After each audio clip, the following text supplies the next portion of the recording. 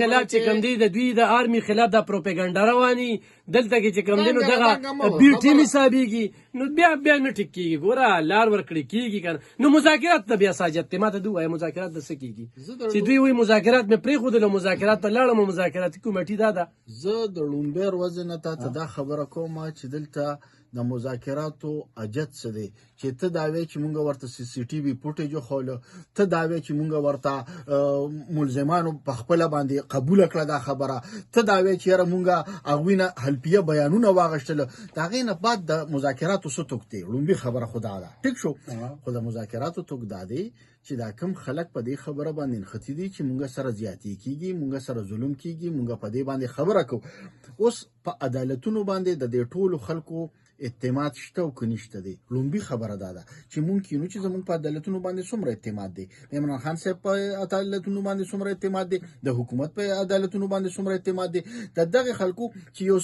د قومي اسمبلۍ په سپیکر باندې د دوی اعتماد شته چې مونږ د ده په صدارت کې لګې کېږو مذاکراتي عمل ته کینو نو د دوی په ججیانو باندې ولې اعتماد نشته ښه که په ججیانو باندې د دوی اعتماد نشته دی نو بیا د دې لپاره به کومه لار جوړېږي آیا بل بیا اوس نوي څه دغه به کېږي قانون به جوړېږي لکه اوس مثال په تور باندې پیکا ایکټ کې ترمیم وشو په سوشل میډیا باندې چې فیک نیوز دی دغه کنو 3 کال او 15 کال ورسره دغه قاعده ورسره له سوشل جرمانه زه تا نه لخوا یو تاسو کوم زمونږ د لپاره زمونږ د لپاره لکه د عام عوامو د لپاره د دوی د لپاره به دا سیاستوال کله یو پیکا قانون جوړوي چې دا په سټیج باندې مونږ ته دا ودرېږي دا اوس چې ته کومې خبرې کوي دا چې دروغ راته وایي دا چې وعدې راسره دروغ کوي دا زه درته یقیني یم چې دا کوم مذاکراتي کمیټې ده که نه دوی د جوډیشل کمیشن جوړ شي که نه دا چولټ د دوی د دروغو د بار د عوامو خبره ده کوم چې په ډرینګ روم کې دوی په کومه خبرې نښتي دي که نه هغه ریښایي ده او 1 پوینټ ایجنډا ریښایي ده ملټري کوډ نه دی کول نو لکه دا دروغ چې کوم دی چې دا ثابت شي نو په کار چې پیکا قانون بیا په دې باندې لاګو کیږي تا د بدر په دې پیکا قانون کې دا یو شک دی کنه چې ته چانه رشوت اخلي نو زه په عین موقع باندې تا نشم منې کولی خو منې کوم دی نو دا قانون په ما لاګو دی تا ولې دی منې کو لکه دا هم پکې یو شک دی په دې کې ښه ته هغې له لار ګورې ته ترو پراپر چینل به ورته زه په هغې راځم پرې د هغې پورې به هغه خوړلي نو زه بیا چې کوم دی نو دې عدالتونو کې به ګرځم نو او پیکا قانون چې کوم دی دې ښځه دې ته وګوره دې تاسې وګوره مړه دې دا خبره ته کوم عمران خان دا قانون روړو نواز شریف زرداري هغې مخالفت وکړو نن عمران خان لاړ دوی روړو نن چې کوم دی نو د صحافیانو سره پی ټي آی والا ولاړ دي نو مړه دا څه ملکیت دا څه نظام دی دا څه کار دی زه وایم که نه چې په یو ورځ د ټول کینی او چې په کوم قانونونو باندې د دوی بس اعتراضات دي او کوم قانونونه دوی په کار دي په یو ورځ د ټول قانونونه جوړ کړي چې د عمل بل خوا سمي طرف ته روان اصل کې دا دې ته نظریه ضرورت وي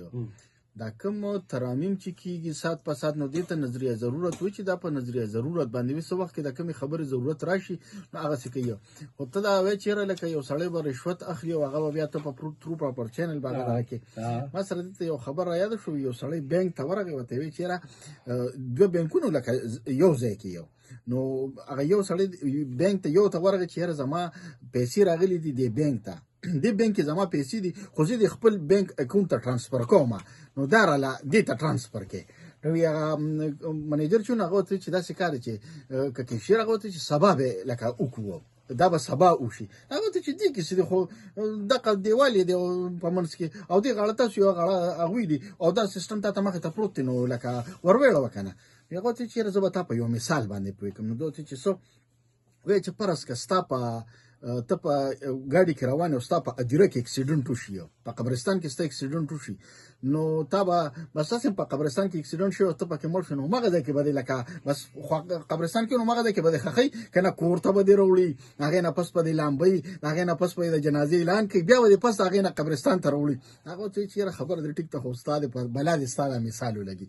زه تا ته وایم چې ګوره د هر څه دپاره دوی قانون جوړ کړی دی اول به هغوی ښه په هغې لار باندې راځي بیا به د هغې لار نه پس دغه کېږي خو تا ته یو دغه خوشحالۍ خبره